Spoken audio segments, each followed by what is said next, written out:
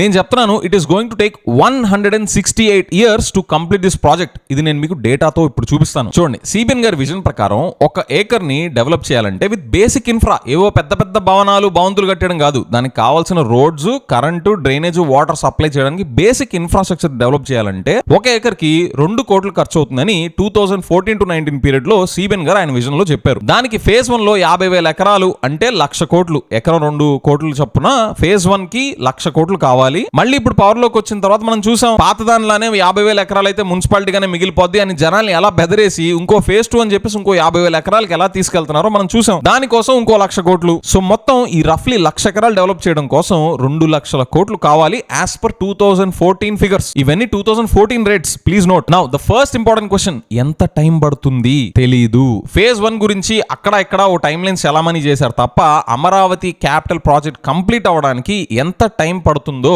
తెలియదు కాదు, చెప్పట్లేదు. సిబిఎన్ గారికి ఈ డీటెయిల్స్ తెలియకుండా ఆయన ఒక ప్రాజెక్ట్ స్టార్ట్ చేస్తారు అంటే నేనైతే నమ్మను. పైకి చెప్పట్లేదు అంతే. నెక్స్ట్ ఇంపార్టెంట్ క్వశ్చన్, ఎంత ఖర్చు పెట్టారు 2014-19 పీరియడ్ లో? సిబిఎన్ గారు ఇంత పెద్ద విజన్ కి ఆయన ఖర్చు పెట్టింది పీనట్స్, 5,335 కోట్లు మాత్రమే. ఈ డబ్బులు కూడా సెల్ఫ్ ఫైనాన్సింగ్ కాదు, సంపద సృష్టించి కాదు, కేవలం అప్పులు తెచ్చి 5,300 కోట్లు లాస్ట్ 2014-19 పీరియడ్ లో ఖర్చు పెట్టారు. ఇప్పుడు 2024 తర్వాత ఈ లాస్ట్ 2 years లో ఎంత అప్పులు తీసుకొచ్చారు అమరావతి పేరు చెప్పి అంటే చూడండి, 44,000 crores.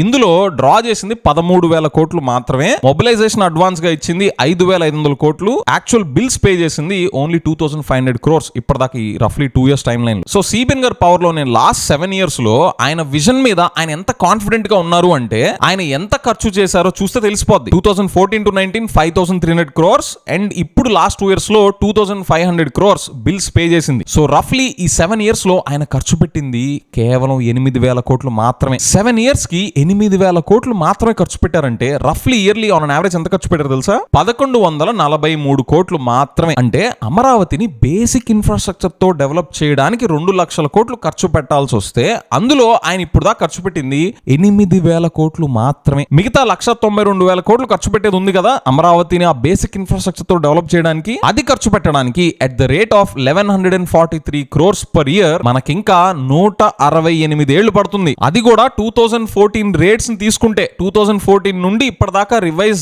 అయిన రేట్స్ అండ్ ఇంకా అవ్వబోతున్న రేట్స్ మార్కెట్ ఇన్ఫ్లేషన్ ప్రకారం ఒక 3 to 5% ఇంక్రీజ్ చేసుకుంటే అది ఎంతకి చేరుతుందో ఆ నెంబర్ చూస్తే మనం కుర్చీలోంచి డమాలని కింద పడతాం. ఇప్పటికే చాలా మంది కింద పడుంటారు. కానీ 2014 రేట్స్ వేసుకొని ఈ అమరావతి ప్రాజెక్ట్ ఎప్పుడు ఫినిష్ అయింది అని సిబిఎన్ గారి విజన్ ప్రకారం 2014 రేట్స్ ప్రకారం చూస్తే ఇంకా 168 ఏళ్లు పట్టింది.